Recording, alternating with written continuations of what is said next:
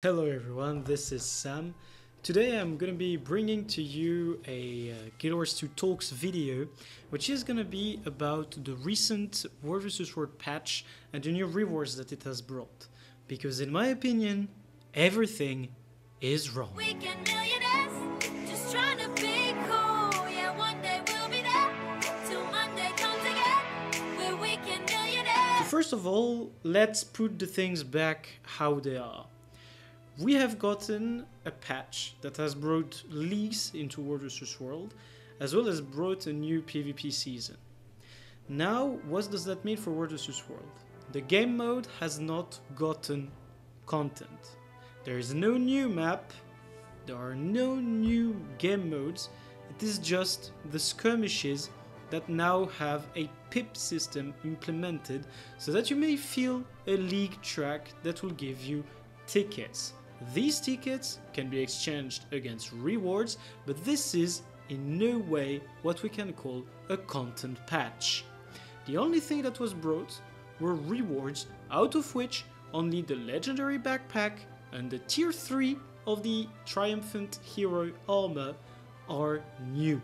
Now, the one thing that really tilted me in this patch was when I went to Reddit and tried to measure my opinion about what had happened to that of the general circle jerk.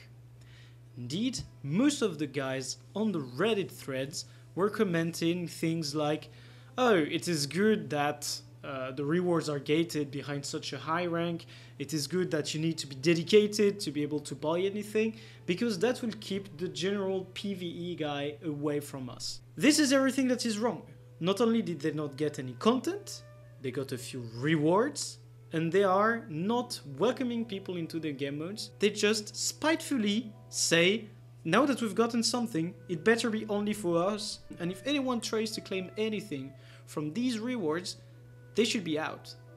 That is literally what they're saying, and this kinda hurts me. Now, I shouldn't really feel that bad about all of that, because in the end, it matters very little to me. My World vs. World rank is so far from 2000 that I can barely work towards the back piece, maybe. And then in like 2 years, if I'm still playing this game, I might be able to get the chest armor, which is the one that trusts me for my ranger. The only thing that really bugs me in all of that is that the requirement to buy the armor makes no sense. I have tried to confront a few people on Reddit with my idea that to have a requirement on the game mode specific rewards was kinda retarded. And all of them said, nah, you're just a scrub, just farm the game mode, just play it. If you were a World vs. World player since the start, you would already be there. You have not endured all that we have endured, having to play a different game mode than our own, just to get some rewards. And nowadays that we are finally getting something, all of you guys are flooding and trying to get the requirements to be put at the level of a baby. Whatever. I've read all these types of comments, and it does feel really bad because they're so full of spite. Meanwhile, in PvE, we have never had any requirement of a rank to access any of our specific rewards. So now, I'm gonna first start by talking on the problems that are inherent to the way the rewards are designed. First of all, we have the costs. One-handed weapons are the same as two-handed, they require 350 tickets. The tier 2 armor requires a total of 1,310 tickets for a full set. And the same for the tier 3 armor. The back piece for the first 2 steps is already close to 900 tickets. Just as a reminder, you get maximum 175 per week, assuming you are playing the game mode, which is actually taking quite a few hours every day. I've done World vs. World for now 6 hours since the patch, and I am still on the silver reward chest. And we also have to point the fact that the rewards are not repeatable, so even if I was on holidays I would not be able to grind it. And finally, that it requires you to go through the horribly long queues that hopefully should dwindle down as players realize they don't really want the rewards anyways. But as a comparison, the PvP back piece required 115 league tickets. 115 league tickets was actually one season plus 2 tiers of the next one. Because in one season you would get 100 tickets and then no more after that. And just another point that is extremely important is that contrary to PvP, War vs. World has only one currency with which you buy everything, which are the skirmish tickets. In PvP, you had 2 distinct currencies. You had the league tickets that were used to buy the llamas, some recipe, that were used to buy as well the wings, the back piece, and you had the Ascended Shards of Glory that were used to purchase Ascended gear and the PvP specific skins. These were the 2 currencies. In War vs. World, you just have the skirmish tickets. They are on a weekly cap, and you may not get any more after that. Now, what really makes it retarded is that the rules are basically designed the same way. In PvP, you needed 1.2k Ascended Shards of Glory to get a full set of armor. War vs. World 1.3k. Hell, that's good, except that in PvP, if I farm for an entire day, I would be getting enough to buy an entire set of gear. In War vs. World, if I farm for an entire day, I'm gonna be capped for the week. That's all that's gonna happen.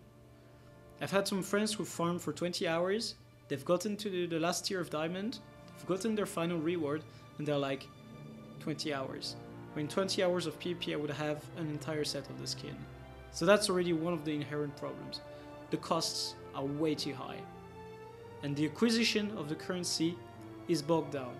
You need at least to be able to repeat the chest, and the best way to have it implemented would be also to reduce the ticket cost, because if you are not being pessimistic, you're hoping that there are going to be other patches with other stuff available for the tickets.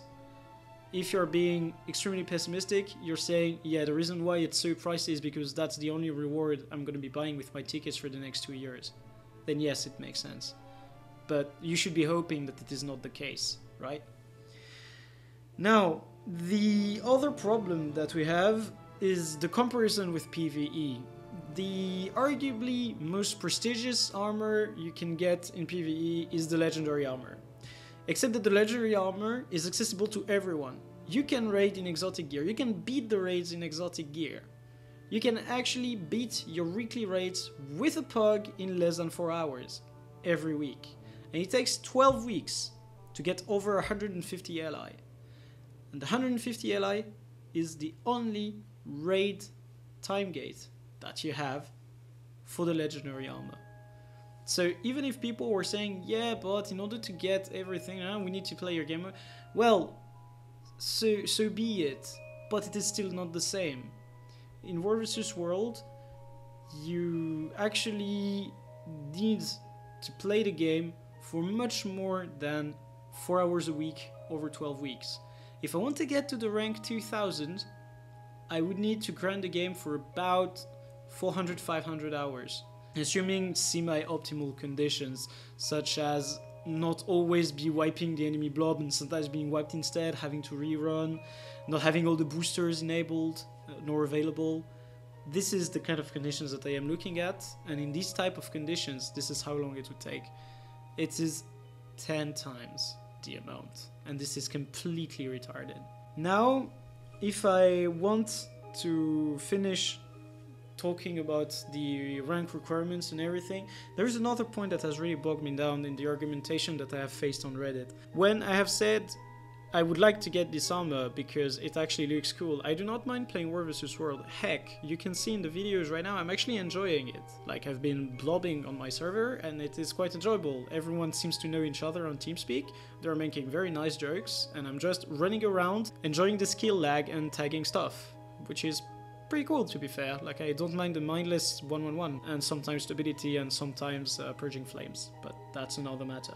But the thing is, when we are talking about the Ascended Armor rewards for War vs. World, they're all throwing at my face, it is supposed to be War vs. World exclusive, we're supposed to be the only one to have access to it, this is why there's such a high requirement, this is why you're not supposed to get it as easily as you would like to. Then I'm like, I don't mind playing your game mode to get the same tickets as everyone else and buy them. I just don't want to play your game mode for 500 hours just to get the right to buy the armor. Because that's fucked up in my opinion. Especially for the fact that anything that was PvE exclusive made its way into World vs. World. Dungeon armors, which were supposed to be PvE only, are all available in World vs. World. You have the reward tracks for them. Same for the HUT ones. You have the HUT reward tracks. Yes, it's gonna take longer than farming just the maps, but you're gonna get everything that is in PvE eventually. That's what we're talking about. You are getting what we have had as exclusive content in your own game mode. You don't need to leave it, and you're gonna have our rewards. And this is wrong as well, because if we really want to go for exclusivity, then some rewards, aka content, that you guys have gotten over the past years was basically our exclusive content added to your game mode. This makes it that the argument of the 2k rank requirement is just founded on nothing. Finally, I heard something about prestige, and I was like, yeah, prestige is pretty good, right? And in my opinion, there's very little prestige to GW2. Some people have said AP farming is prestige. No, that's dedication. Some people have said the 2k rank requirement is prestige. No, that's dedication. Some people have also said, yes, prestige is just about playing a long time on a server. You have server pride and everything. I'm like, okay, that's good. You have your pride, but that's still not prestige. If you're the top GVG guild, that's prestigious. If you're an incredibly good roamer, that's prestigious. If you hit legend in PvP, or if you win tournaments in PvP, that's prestigious. There is nothing that has any prestige in PvE, to be fair. Maybe the people who soloed Fractal 80 plus before the Fractured patch, maybe, but that's something from a long time ago already. And as such, this argument is also non-existent, in my opinion at least. Because if there was such a thing as prestige like this, then I would pretty much like to have dungeon armor being gated behind having, let's say, done at least 2,000 unique paths. I'm somewhere close to 6,000 dungeon paths done after getting my Dungeon Explorer. And, well, I feel like that's the game mode I have grinded over the years. But all the rewards that this game mode gives are pretty much available to anyone who's just going to do blob v blob. So, once again, the entire design of the rewards is wrong. It is something without precedent. There is nothing we can compare it to, and I think that this is not the direction I would like the GW2 rewards to be going to. Because this is not what I find fun, or what I will have my fun doing. Then, the last point that I wanted to raise is that some World vs. World players said, we've had to play your game mode, you don't understand how much of a core it was, we had to play another game mode than the one we liked and everything, and I'm like, fine, that's pretty much your deal. That's your problem. You could also have just calmly done World vs. World for a few months to get some gold and then crafted an Ascended set. Because that's literally what some people do in PvE. They just do what they like, get the money, craft a set. Or they just go farm on a map for 20 something hours, get enough gold, buy the materials and then craft their set.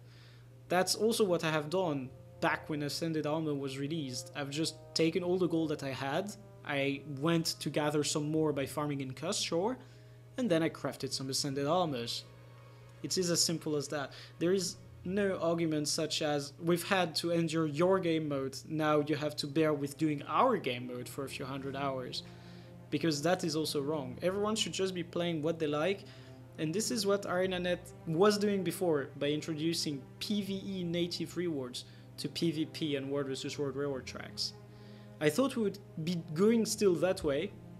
The only thing that would be between me and my coveted armor set would just be the grinding over a few weeks of a few hundred tickets, but I'm wrong. It is literally hundreds of hours, and I am not sure that it justifies this kind of commitment. I'm gonna be doing my World vs. World dailies. I'll probably be blobbing a bit for a few levels a day, but even so, it's gonna take me 2 years to get the levels. And I don't think that this is how the game should be. Anyways, This video has been going on for a really long time. It has pretty much become a rant, and I do not wish to keep going on this. So I hope that you guys are going to be writing down your opinions in the comment section, because it really interests me to see if there are any counter arguments that you can offer to everything that I have explained thus far. And I will be seeing you guys probably in World vs. World, because I'm gonna have to grind the game mode anyways, it seems. So until then, I'm gonna be trading AFK in World vs. World and getting rich just like you.